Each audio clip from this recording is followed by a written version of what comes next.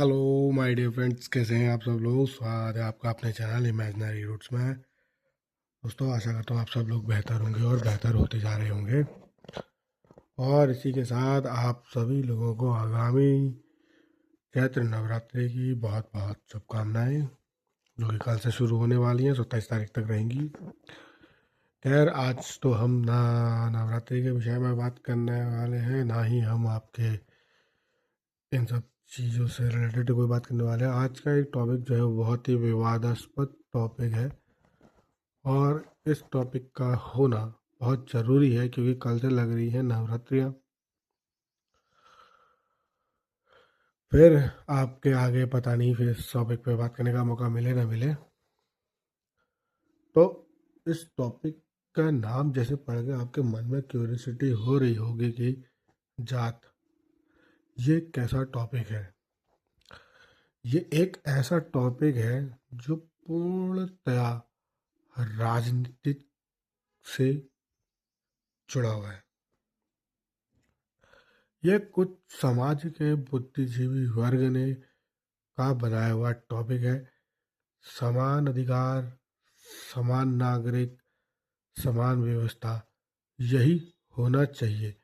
क्योंकि भगवान ने भी जब किसी को बनाया तो आपके, या जैसा आजकल के मेटाफिजिक्स और अलग जो क्वांटम थ्योरीज में आपके लोग बाग चलते हैं, जो कि मैं आगे अगर शुरू से किसी ने मेरे वीडियोस देखे होंगे तो समझ रहा होगा मैं किस ओर को इशारा कर रहा हूँ। जो अदर टाइप्स ऑफ सिविलाइजेशंस, जो अलग अलग नक्षत्र, हमारे वहाँ नक्षत्र होते हैं, लोग बाग उनको अलग अलग सिविलाइजेशन बोल देते हैं। एक हिसाब से उनका अपना पॉइंट भी ठीक है और हमारा अपना पॉइंट भी ठीक है, लेकिन बट जो बात है यहाँ पर की जात की, तो जात से मतलब मैं कास्ट को लेकर जो मैं बात कहने जा रहा हूँ अब आगे, उस चीज़ पर अगर आप शुरू से लेकर लास्ट तक इत्मीनान से अगर पूरे वीडियो को सुनेंगे तो आपको बहुत ही ज़्यादा सुकून मिलेगा और आपके सवालों के जवाब भी मिल जाएंगे। और ना ही कोई धर्म, मैं एक बात बताऊं, ना ही कोई धर्म है इसमें। असल में जैसे कि ये बात सभी को पता है कि बिग बैंग थ्योरी जो आपके कही जाती है, नहीं पता है तो मैं बता देता हूँ कि करोड़ों वर्ष पहले जब कभी आपके ब्रह्मांड में या हमारे ग्रह में पृथ्वी पर जब जीवों की उत्पत्ति शुरू हुई, तो कहते हैं कि उस समय उनके दिमाग में इतनी सोचने समझने की ताकत नहीं थी। हो सकता है ना रही हो, और साइंटिफिकली क्या वो बात सही है। अगर एक नवजात बच्चे को अगर हम छोड़ दें, उसे हम कुछ सिखाए नहीं, बोलना पढ़ना लिखना, तो उसे कुछ पता नहीं। और जैसे कि शास्त्रों में कहा जाता है कि वो सतयुग था, क्योंकि लोग इतने सीधे साधे हुआ करते थे कि उनको पता ही नहीं था। फिर आया त्रेता युग, जब आपके लोग बागों ने थोड़ा बहुत जानकारी इकट्ठी हुई। लेकिन हमारे यहाँ युगों से भी कोई लेना देना नहीं है, मैं तो सीधे सीधे इवोल्यूशन की बात कर रहा हूँ।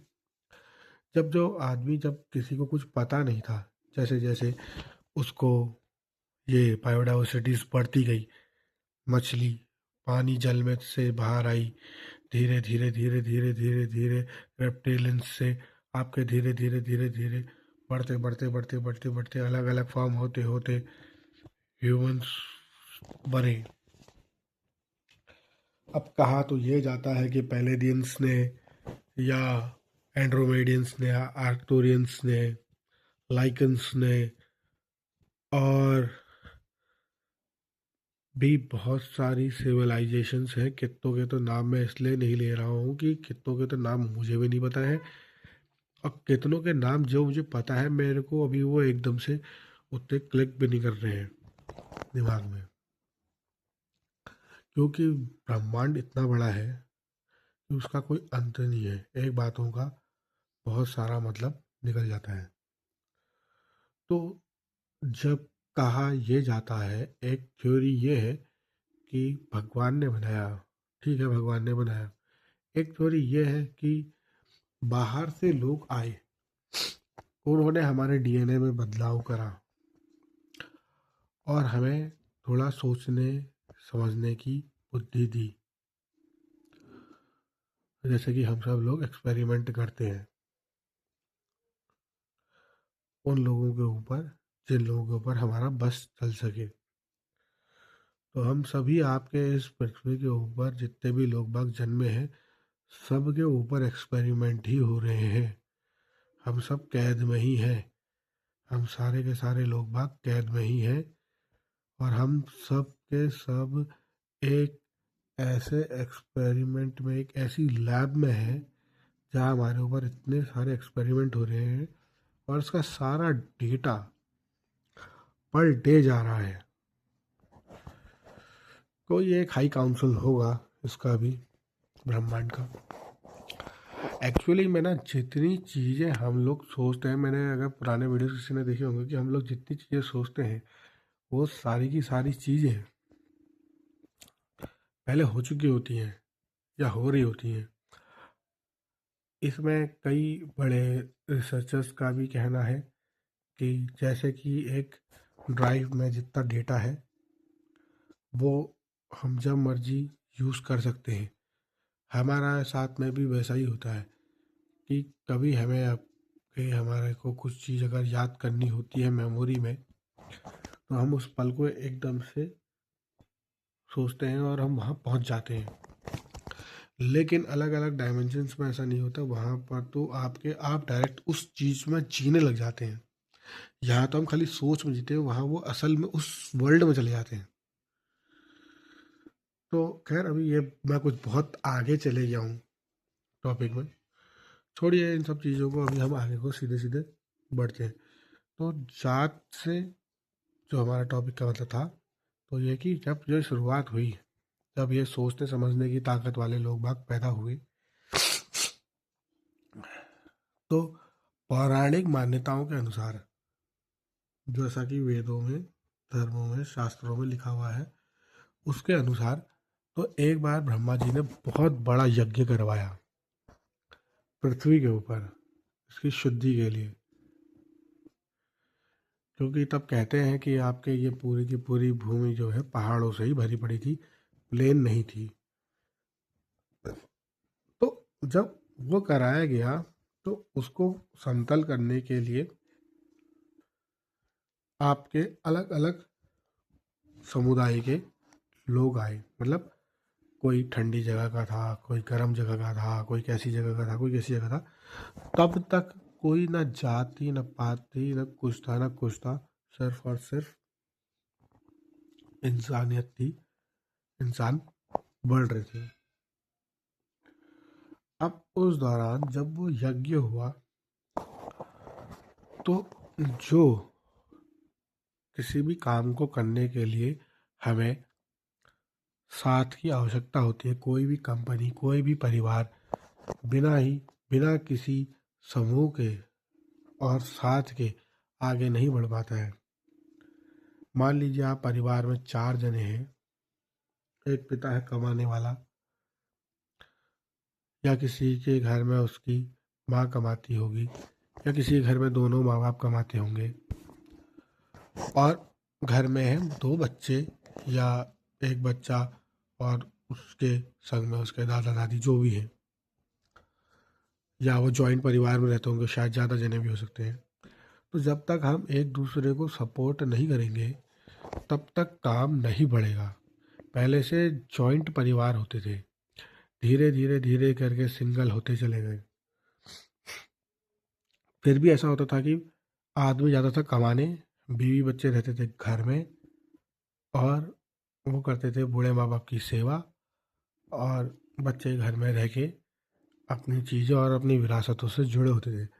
आज के समय में ऐसा हो गया है, इंसान के ना मर्द के कैरेक्टर का कोई भरोसा है, क्या पता वो बाहर उसका कोई चक्कर चल जाए, ना औरत का कोई भरोसा है, क्या पता वो किसी से उसका चक्कर चल जाए, अपने पति को ड्रम में पैक कर दे, या पति को कोई ड्रम में पैक कर दे बाहर, और जो बच्चे हैं बच्चों का फायदा कोई अगल बगल का उठा ले।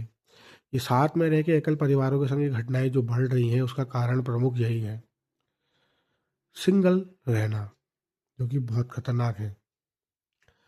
लोग बाग सोचते हैं कि हमें किसी को कुछ देना नहीं पड़ेगा, किसी को कुछ करना नहीं पड़ेगा।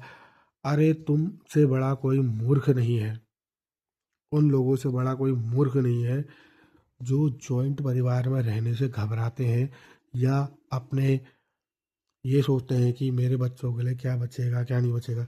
जब तक तुम लोग आपस में संचाइती में नहीं रहोगे ना, तुम कमज़ोर हो। भले ही तुम लाखों करोड़ों कमा लो, भले ही तुम सिंगल रह लो। जो व्यक्ति जब तक संयुक्तता में भरोसा नहीं करेगा, तब तक वो मजबूत कभी ज़िंदगी में नहीं हो सकता। वो अकेले ही सड़ेगा, अकेले ही मरेगा। और इसके बहुत सारे उदाहरण हैं, और ये सब चीज़ें आदमी को मरते वक्त ही समझ में आती हैं। फिर मैं अपने टॉपिक से हट गया। तो मैं ये कह रहा हूँ, तो ब्रह्मा जी ने जब वो यज्ञ करवाया, तो यज्ञ करवाते समय उन्हें कुछ ऐसे लोगों की ज़रूरत थी जो उनके पीछे से ये क्रम चला सके। जब वो विश्राम को जाएं तो उनके पीछे से वो क्रम चला सके। तो वो पीछे से क्रम चलाने के लिए इसी मानव जाति में कुछ थोड़े से होते हैं ना। हर क्लास में, हर कक्षा में कोई ना कोई बच्चा होशियार होता है, फर्स्ट आता है। तो ऐसे जो फर्स्ट आने वाले जो बच्चे थे, उनको वो मंत्रों की दीक्षा दी गई और वो वहाँ बैठ गए। उस समय तो ये काम के लिहाज से हुआ, तो उन्होंने वो ब्रह्म से जुड़े तो उनको एक टाइटल दे दिया कि अब ब्राह्मण। अब कुछ लोग थे जो बलवान थे, सामान लाने में मदद कर रहे थे, बड़े बड़े भारी पहाड़ों को काट रहे थे, लकड़ियाँ ला रहे थे, व्यवस्था कर रहे थे। वो तो थे आपके, वो बन गए क्षत्रिय। और जिन लोगों के पास आपके थोड़ा सा अपना, उस समय तो खैर ऐसा पैसा वैसा नहीं होता था, लेकिन आपसी कुछ कुछ लोग ऐसा होता है ना, हर किसी की आदत होती है। कोई घर में बचत करने वाला होता है, कोई घर में फुक्का होता है, कोई घर में बर्बाद होता है, कोई घर को आबाद करने वाला होता है। वैसे ही कुछ परिवार में ऐसे लोग होते हैं जो सेविंग करते हैं। तो वो जो सेविंग करने वाले जो लोग थे, जिन लोगों ने बचा हुआ था, क्योंकि मौसम बदलते रहता है हर वक्त, कभी जाड़ा, कभी धूप, कभी गर्मी, कभी बरसात। तो ऐसे वक्त में जिन लोगों ने अपना संचित करी हुई लकड़ियाँ या अपनी संचित करी हुई चीज़ें दी, वो बन गए वैश्य। और जो इतने सारी चीज़ों में जो आपके लोग बाग अपने ओर से थोड़ी मदद कर दे रहे थे, किसी को पानी पिला दे रहे थे, किसी को हवा कर दे रहे थे, कुछ उठा के इधर का उधर कर दे रहे थे, क्रमबद्ध रहते थे, वो बन गए शूद्र। अब यहाँ पर से ये यज्ञ पूरा हुआ, सब कुछ हुआ, प्रकृति का कार्य शुरू हो गया। ये है एक थ्योरी पहली। दूसरी, फिर इसी में आगे बढ़ती है दूसरी थ्योरी। दूसरी थ्योरी ये, तब तक तो कोई छुआछूत, तब तक तो कोई अधिकार, तब तक तो कोई ऐसी बात नहीं थी। उसके बाद क्या हुआ, धीरे धीरे ये समय बदला। लोगों में जिनने जानकारी इकट्ठी करी, सबसे ऊंचा वर्ग इसलिए दिया गया क्योंकि वो बगल में उस परम शक्ति के साथ बैठा हुआ था। जिनको, जो सीख लेता है ज़्यादा, वो ज़्यादा होशियार बन जाता है अपने को। उसका दंड आज वो भुगत भी रहे हैं, वो लोग भी भुगत रहे हैं। उनके घर में भी विनाशकारी संतानें पैदा हो रही हैं। तो वो जो लोग थे जिन्हें ब्राह्मण कहा गया, वो लोग आपके इतने ज़्यादा, माइंड उनका इतना ज़्यादा बढ़ गया, उन्होंने लोगों को कंट्रोल करना सीख लिया। जो पावरफुल थे, जिनमें ताकत थी, उनको भी कंट्रोल करा, उनसे नीचे वालों को भी कंट्रोल करा, और उनसे भी नीचे वालों को कंट्रोल करा, और फिर एक वर्ण व्यवस्था बना दी। अब हालांकि इस बात में कई लोग आपके मतलब अपनी अलग अलग राय दे सकते हैं, शास्त्रों के आधार पे, बहुत सारे आधार पर, और लिखा भी है कई जगह पर। भगवत गीता में भी लिखा है, बहुत जगह पे लिखा भी है कि ब्राह्मण चाहे कितना ही नीच हो, लेकिन वो ब्राह्मण है, उसका कुछ कोई कुछ नहीं बिगाड़ सकता। ये साफ साफ लिखा हुआ है। और वैसे ही आपके क्षत्रिय है, वैसे ही आपके वैश्य है, वैसे ही आपके शूद्र है, ये सारे ज्ञान दिए हुए हैं। अब ये नहीं पता कि हम इसके बारे में इसलिए नहीं कह सकते क्योंकि ये हमारी आंखों के सामने ये ज्ञान नहीं दिया है। मैं श्रीमद् भगवत गीता की यहाँ पर अवहेलना नहीं कर रहा हूँ, लेकिन मैं आपके एक बात बोल रहा हूँ कि ये हम नहीं कैसे कह दें कि ये भगवान ने ही कहा है। हम ऐसा नहीं कह सकते। हो सकता है भगवान ने कहा हो, या हो सकता है जैसे कि हमारे इतिहास में छेड़छाड़ करके कुछ लोगों ने वो इतिहास ही बदल के रख दिया। जैसे हमारे को बहुत सारे आजकल युग में बोला जाता है कि लोगों ने बहुत ही ज़्यादा बातों को घुमा फिरा के टर्न ले लेके ऐसा बना दिया है कि जो हमको अपने जो शूरवीर जो राजपूत रहे उनकी कहानियों के बारे में पता ही नहीं है, या उसमें पद्मावती या जोधा और भी बहुत सारे करेक्टर हैं। कितने राजपूत मानते हैं कि ये लोग थे ही नहीं, कितने लोग मानते हैं कि ये लोग थे, कितने लोग मानते हैं कि ये गद्दार थे, कितने लोग मानते हैं कि नहीं थे। तो वर्ग हर तरफ बटा हुआ है। ये और ज़्यादा विवादास्पद हो सकता है मेरी बातों से, लेकिन आपके मैं इसको विवादास्पद ना बनाते हुए अगर शुरू से लेकर लास्ट तक अगर आप इन सब चीज़ों को, मेरी बातों को अगर ध्यान से सुने सिवाय किसी विवाद में लाने के, तो आप इस चीज़ को अच्छे से समझ पाएंगे कि मैं क्या कहना चाह रहा हूँ। कहना ये चाह रहा हूँ कि आपके जो आजकल जनरल SC ST OBC और आपके फलाने आपके जितने भी वर्ग हैं, उसमें आपके लोगों को इतनी ज़्यादा छूटें मिल गई हैं, इतने ज़्यादा गंदगी हो गई है कि अगर आप देखें जो जिसका काम था उसने तो वो काम करना छोड़ दिया। सब लोग एक ही वर्ग के थे। पहले तो बुद्धिजीवियों ने इनको वर्गों में तोड़ा, फिर उसके बाद राजनीतिज्ञों ने इनको धर्मों में तोड़ा, फिर उसके बाद आपके अन्य अन्य लोगों ने इनको तोड़ तोड़ के इंसानियत ख़त्म कर दी है। ह्यूमैनिटी इज़ फर्स्ट, इंसानियत पहले है। आपके सामने कोई मर रहा है, आप ब्लड डोनेट करते हैं, आपका खून किसको डोनेट हो रहा है आपको पता है क्या? या आपने कह रखा है कि नहीं मेरा ब्लड अगर मैं ठाकुर हूँ तो ठाकुर को ही जाएगा, या पंडित हूँ तो पंडित को ही जाएगा, या फिर आपके ये मुसलमान है तो उसका रक्त तो मुझे नहीं चढ़ेगा? ऐसा तो नहीं है ना, ऐसा तो बिल्कुल नहीं है। जिस समय या किसी का ऑर्गन कोई डोनेट करता है तो वहाँ पर उसकी जात कास्ट, या कोई डॉक्टर जब किसी का इलाज करता है तो वो जात कास्ट से बाहर निकल करता है। हालांकि आज की तारीख में बहुत सारे ऐसे केसेस आ रहे हैं जिसमें कि इस्लामिक लोगों के लिए कहा गया जाता है वो लोग करते ही हैं, कहा गया जाता है वो लोग करते ही हैं, थूक के खाना देना और ये एटम सेटम में गंदी हरकतें करना। अभी वो काशी विश्वनाथ में वो वहाँ गंगा में उन्होंने जो हड्डियाँ फेंकी खा इफ्तार पार्टी करते हुए। और आए दिन ये रेप और ये जो भी चीज़ें होती है बच्चों के संग, ये लड़कियों को धर्म बदलवाना, ये चीज़ें जो कुछ भी है, ये सब चीज़ें तो है ही है ना। तो कुछ चीज़ें हैं भी, कुछ चीज़ें नहीं भी हैं।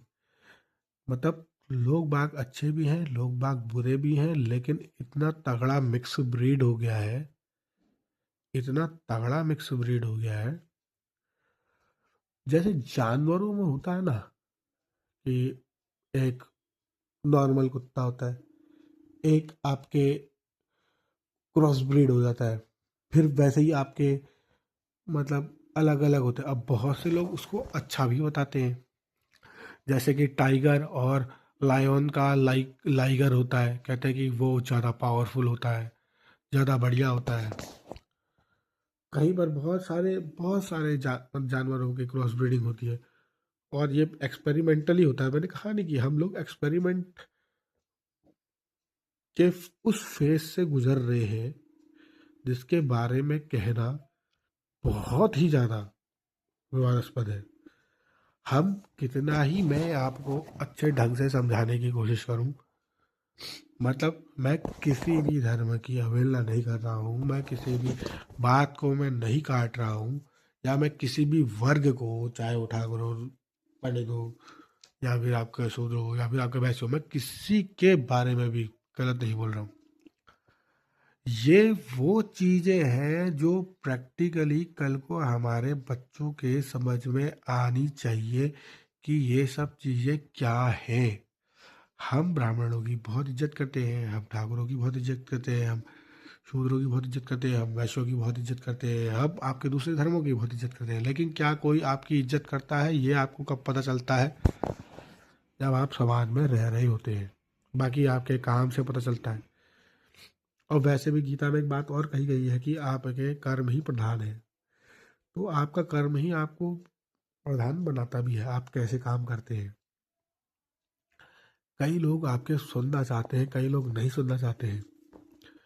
और आजकल इतना ज़्यादा नंगापना हो गया है टीवी चैनलों में, तो कुछ भी नहीं था। ये देवभूमि जो छूती थी, अब हर किसी के हाथ में मोबाइल है। जैसे मैं मोबाइल लेके वीडियो बना के यूट्यूब में पोस्ट कर रहा हूँ। अब आजकल इतनी औरतें, इतनी लड़कियां, इतने छोटे छोटे बच्चे अश्लील वीडियो बना रहे हैं, आपके अंट संट वीडियो बना रहे हैं, अंट संट गाली गलौज भरे हुए, अब्यूजिव। मतलब मैं उतनी चीज़ें समझा नहीं सकता कि जो आजकल चल रहा है उस चीज़ को आप प्रैक्टिकली किस जात में रखेंगे, किस कैटेगरी में रहेंगे। वैसे जात तो एक सम्मान है कि आप जिस काम से आप काम करते हैं, आपकी उससे आपकी पहचान होती है। जैसे राजा पहले से एक देश का राजा होता था, वो एक टाइटल देता था। जब तक राजा वाला सिस्टम था तब तक समाज ठीक था। जब से ये लोकतंत्र आया, इसने इतना नंगापना कर दिया इस लोकतंत्र ने, क्योंकि हर बार हमें एक अलग ही बुद्धिजीवी से हमारा पाला पड़ता है। हर बार हमारा एक अलग ही, और बेवकूफ़ी कितने बड़े बेवकूफ़ हैं। अभी अंग्रेजों ने हमें कैसा बसाया कि हम ऐसे लोगों को चुनते हैं। एक राजशाही, एक परिवार, भगवान एक होता है ना, राजा वही होता है। और उस राजा को हटाकर, अपने राजाओं को हमने हटाकर ऐसे ऐसे भिखमंगों को, ऐसे ऐसे चूतियों को हमने, मतलब मुझे बोलना नहीं चाहिए, sorry for what I said right now, but हमने ऐसे ऐसे लोगों का चुनाव कर दिया है ना, जिन्हें खुद का तो पता नहीं है कि वो क्या करेंगे, और वो बने हुए हमारे अधिष्ठाता, सब कुछ करने वाले। मतलब मेरे तो समझ में नहीं आता है कि हमारा भविष्य किस अंधकार की ओर को बढ़ रहा है, पता नहीं कैसे। और मुझे तभी आपके लगता है कि इतना अंधकार को देख कर तो जो हमारा बनाने वाला, हमारा क्रिएटर भी होगा, हमारा भगवान, हमारा देवता, वो भी अब हमारा साथ छोड़ देगा। कहेगा यार उन्होंने तो बिल्कुल ही हद ही कर दी। इंसान का मन होता है, वो मंदिर जाता है, पूजा पाठ करने जाता है, एक उम्र में जाता था पहले से। 60 साल का पूरा जीवन काल भोग के अंत में तीर्थ यात्रा करने जाता था। आजकल छोटे छोटे बच्चे, लौंडे मोडे, मुंह में आपके नशे में भगवानों के दर्शन करने जा रहे हैं। भगवान के दर्शन करने जा रहे हैं, वहां तक तो ठीक है, चलो जा रहे हैं, नशे में जा रहे हैं, अंट संट वीडियो बना रहे हैं, अपने संग लड़कियों को लेके जा रहे हैं। तीर्थ में कोई आपके ऐसी हरकतें करता है क्या? तीर्थ यात्रा में, वानप्रस्थ आश्रम में तीर्थ में जाया जाता था, या सौभाग्य से आपको जाने का मौका मिल गया, वो बात अलग है। नहीं तो लोग बाग अपने घर के ही कुल देवी देवता की पूजा करते थे।